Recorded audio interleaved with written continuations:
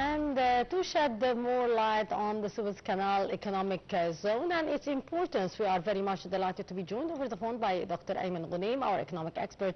Dr. Ghoneim, good evening, sir. You, madam. Dr. Ghoneim, the Suez Canal Economic Zone is often described as more than just an industrial zone, more than just a strategic development model. What is the broader vision here behind the transforming of the Suez Canal Economic Zone into a global industrial and logistic hub here in Egypt? Well, actually, President Abdel Fattah al-Sisi is the first leader since a long time to really understand the importance of the geopolitical position of Egypt, both politically and economically, and also to understand the competitive advantages of such position. We know that the goods and commodities that are produced in Southeast Asia, they take a long time and a lot of expenses for their transportation from their places of production through the Indian Oceans and the Arabian Seas and the Banter Straits and then the Red Sea until they reach Suez Canal, and then they are exported to Southern Europe and North America. Now, all these expenses and risks of transportation, they are not there for the goods and commodities that are produced here in Egypt, whether in Suez Canal Economic Zone or generally Egypt. This is the first thing. And second, we know that Suez Canal hosts more than 11% of the international trade. More than 11% of the international trade passes through Suez Canal. And not only, by the way, the oil tankers, but we're talking about the different merchandise and different cargo. And this creates a huge opportunity for the development of this area on the industrial and the logistic field. Now, unfortunately, during previous decades, during previous periods, the potential of Suez Canal was not exploited by the previous Egyptian governments.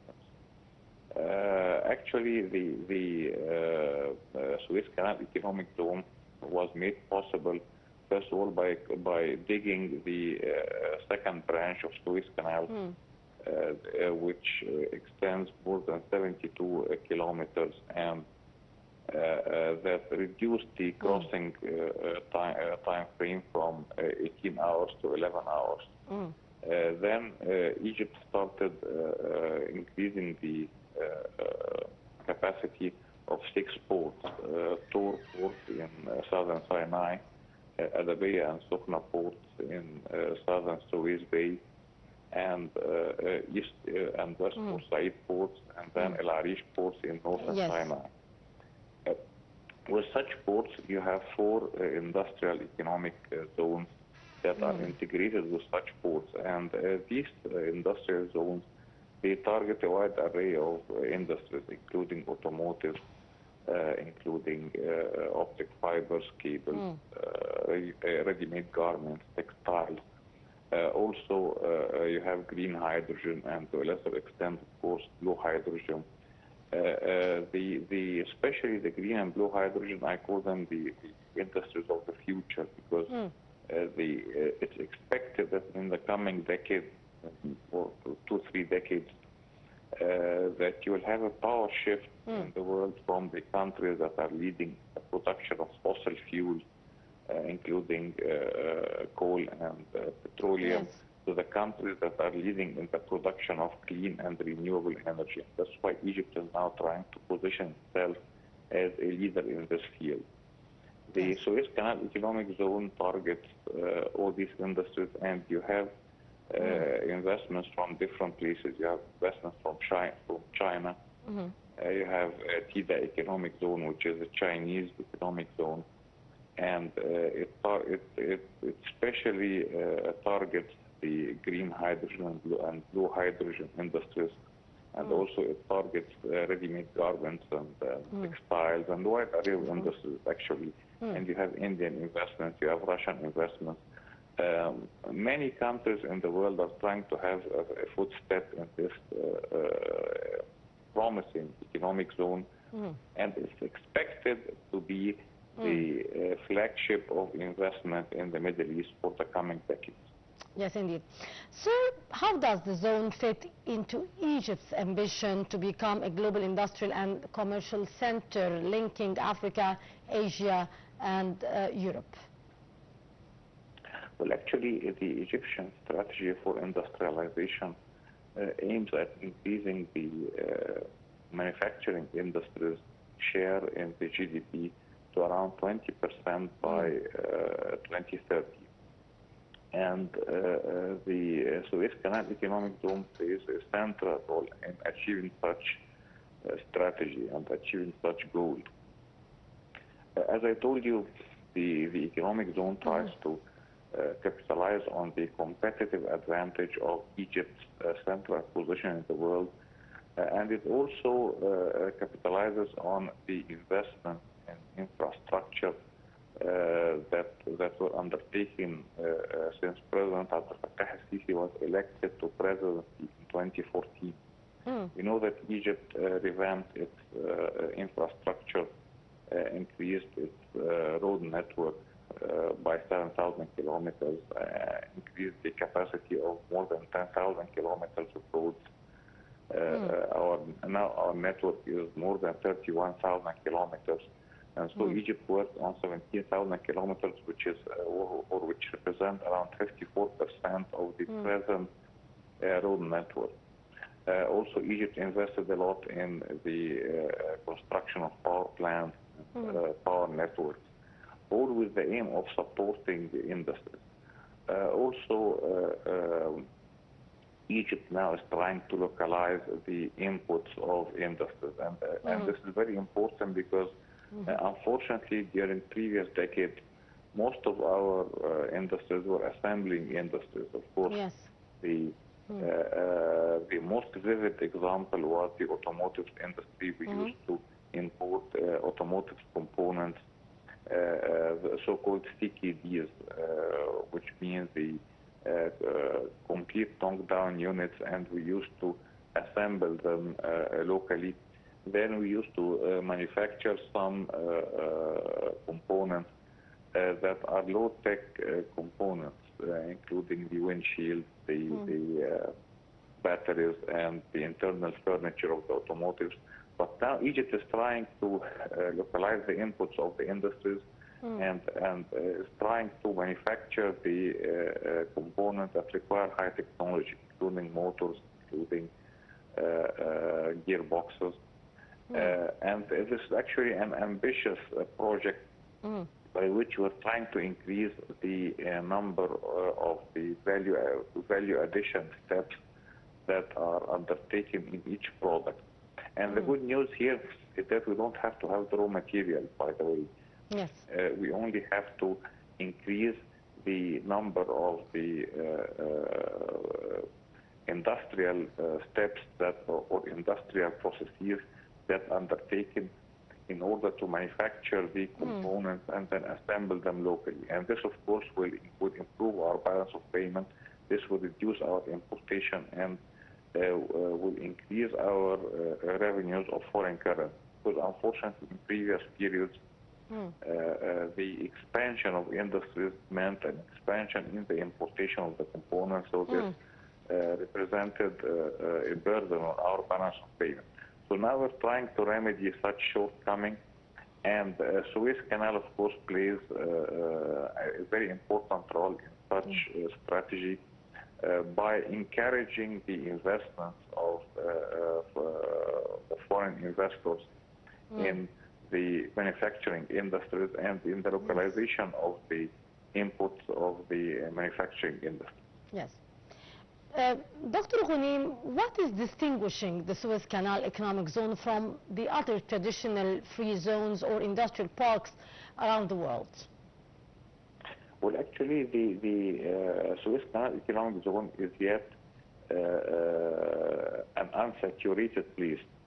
It's still offering a lot of opportunities. It still hasn't reached its full capacity, or even it hasn't yet come near to its full capacity. So it offers superb infrastructure, as I told you, in terms of railroads, in terms of roads, in terms of power plants and power networks and telecommunications. That's one thing. And second, Egypt is offering also many incentives according to law number 72 of the year 2017. This includes the extension of golden licenses, through which the investor can come and he can pay for the cost of the license, and he can start working, and then he can sign undertakings with different authorities like environmental authorities and industrial safety authority in order to complete the requirements and prerequisites of such authorities. Yes. Also, the same law allows the Prime Minister to dedicate certain places as the Zone A. And Zone A means that the tax holidays in such Zone A extends to around 50% of the investment cost of the project.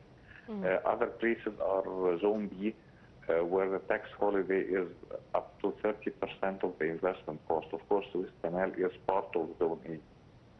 Also, the investment law allows the government to rebate part or sometimes the full cost of the infrastructure of the land. So Egypt now is trying to offer a lot of incentives for foreign investors to come and establish factories and manufacturing facilities in Suez Canal economic zone. Dr. Ghoneim, how does Egypt actually align with the long-term economic transformation strategy and the national development plans, and to what extent here the Suez Canal economic zone is aligning with our economic transformation? Well, as I told you, Egypt is now trying to expand its manufacturing industries because with the big expansion in the infrastructural projects and the construction projects during the term of President Abdel Fattah al-Sisi, we were able to reduce unemployment, for example, from around 12.6% or 12.7% actually in 2016 to presently around 6.1%. So we're talking about 6.6% reduction. The main driver of such increase in employment was the construction sector, but now we're trying to shift towards more sustainable employment level, because we should not expect this upsurge in construction to continue forever. We needed such expansion in construction for some time in order to compensate for the ailing infrastructure that we had before 2010. But now we should start looking for more sustainable employment, and of course the manufacturing industries, especially the export-oriented industries, they offer the optimal employment or the optimal opportunities in this regard. That's why Egypt is now trying to target such sector, which is the manufacturing sector, and trying also to integrate the expansion in the agricultural sector with such industrial strategy. For example, we're having North Sinai development project, which extends on more than 620,000 acres of land. This is a huge agricultural project, part of it in northern Sinai, which is around 400,000 acres east of Suez Canal, and the other part on the western bank of Suez Canal. It extends on more than 220,000 acres between the delta and the Suez Canal. And the objective now is to use some of the output of such projects in the food processing industries in the Suez Canal economic zone for exportation to Europe. Of course, this integration will allow a lot of synergies between the agricultural and the industrial development in this region. and of course with the aim of increasing our exports and hence increasing our foreign currency revenues. Yes. Sir, what measurable contribution has the Suez Canal made to the GDP, the export, the foreign direct investment, and the industrial output in Egypt? To what extent the Suez Canal Economic Zone did contribute in a positive way for all of these elements as well? Well, unfortunately, in previous decades before 2010, Suez Canal was only a trade route on which you used to levy certain fees for crossing of the ships. And unfortunately, we did not exploit the huge potential of such region and of such facility. It's enough to tell you that 11% of the whole international trade of the whole world it passes through Suez Canal. And that's why, with the election of President Abdel Fattah al-Sisi, he directed his attention towards this place, and he started by pioneering the project of digging the second branch of the Suez Canal, with the aim of making the canal more efficient, reducing the crossing rate from 18 to 11 hours, and then with an eye of establishing an integrated industrial and agricultural development areas in this area. Of course, the foreign direct investment actually is a fundamental factor in the growth strategy of Egypt, because indeed, Dr. Ayman Ghoneim, our economic expert, thank you so much, sir, for your precious input. And a short break, and we'll be back to resume our show.